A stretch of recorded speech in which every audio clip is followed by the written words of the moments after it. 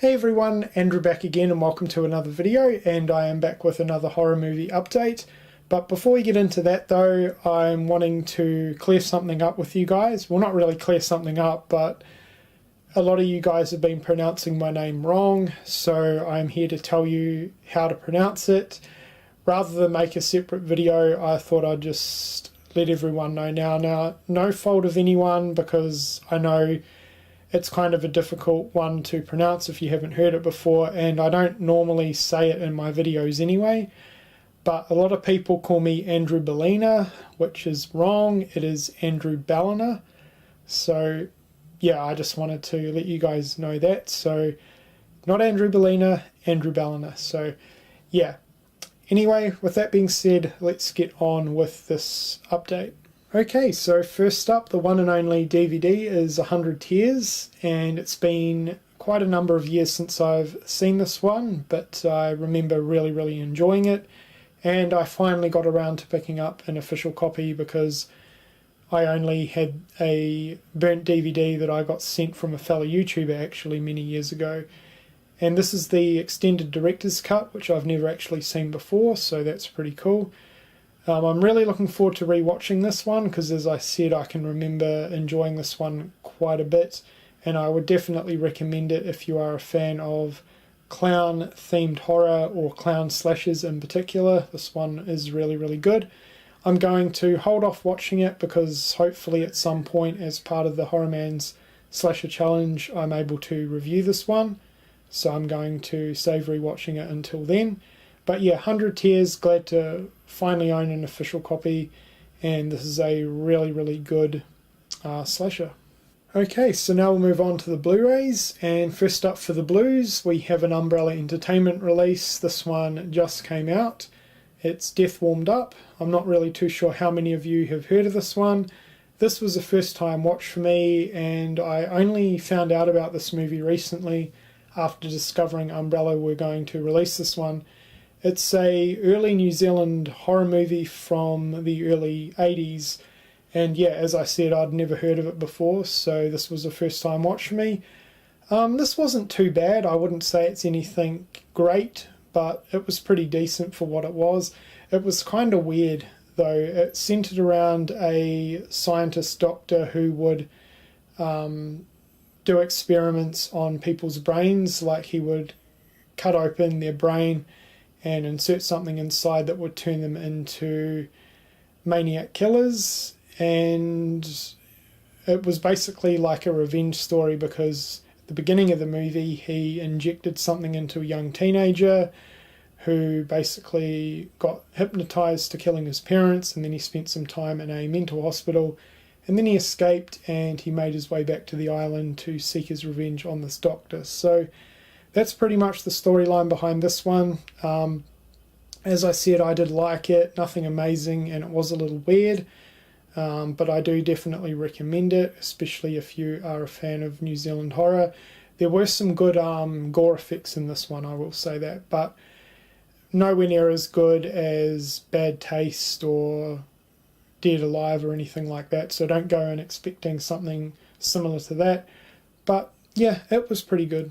Next up we have Blood Feast, and I'd consider this to be pretty underrated, kind of a sleeper hit from last year actually. And this one is similar to the other slasher movie that came out last year called Hellfest. So this one is centered in a horror theme park, and it's about 4 characters who go into the horror theme park for the evening, and there's different sections of the theme park centered around different types of horror movies, like there's clowns, zombies and stuff like that, and basically people are getting picked off. I thought this worked really well. Now the issue that I had with Hellfest is it focused too much on the park aspect and not enough on the actual slasher portions, but this movie had a really good balance between everything, and I really enjoyed this one. So if you are a fan of like Fright Night events, horror themed theme parks, and you've never seen Bloodfest before, I definitely recommend checking it out.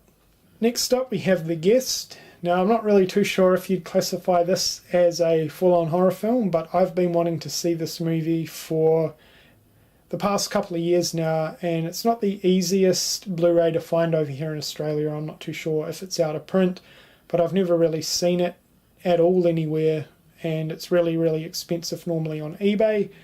But I found this at a JB Hi-Fi store for really, really cheap, so glad to finally own this one, and I'm definitely looking forward to checking it out because I've heard pretty good things about this one.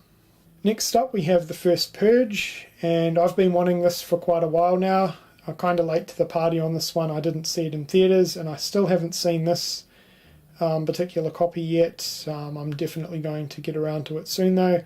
I am a fan of the Purge series in general, and while I've heard mixed things about this one, I definitely wanted to pick it up to complete the collection, or the collection so far.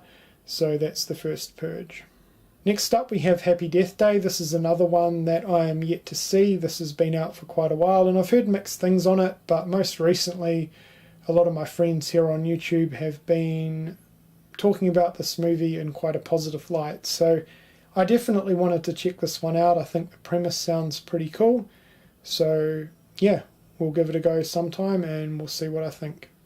Okay, so next up we have the 4K Ultra HD releases of Evil Dead 1 and 2. These movies need no introduction, they're horror classics. I love both of them, and I'm really, really happy to upgrade these to the 4K format. I've heard they look really, really good, so yeah, really excited to add these to the 4K library. Okay, so the next two movies are both the 3-disc limited edition 4K scans from Blue Underground. So the first one we have here is Zombie, aka Zombie Flesh Eaters from Lucio Fulci. I will admit this movie took a while to grow on me, but I absolutely love it now. And yeah, I'm super excited to own this release, the definitive release from what I've heard. And I've heard the movie looks absolutely amazing.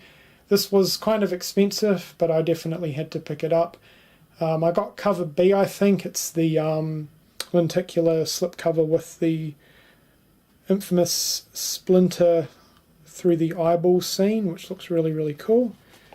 And it does move like that, and then that. So that's really, really cool. 3-disc set, comes with a couple of Blu-ray discs and a soundtrack, so really, really nice release, and I cannot wait to check this one out. I've heard it looks really, really good. And to go along with Zombie, I also picked up the 3-disc edition of Maniac from Blue Underground, the 4K restoration scan. And again, this is another one that I absolutely love, so I definitely had to pick this release up. And again, like Zombie, I've heard this is pretty much the definitive release of this film. I like the fact that it comes with the slipcover and alternate artwork, because I like that. I don't like having the same slipcover and the same artwork on the case. It seems kind of pointless, but yeah, Blue Underground have done a fantastic job in terms of the artwork. And again, 3-disc set, comes with the 2 Blu-rays and a soundtrack, which is awesome. So again, I cannot wait to check this one out in 4K. So that's Maniac. Okay, so that was my horror update. Let me know what you think of these movies in the comments section below. I hope you've enjoyed the video, and thank you for watching.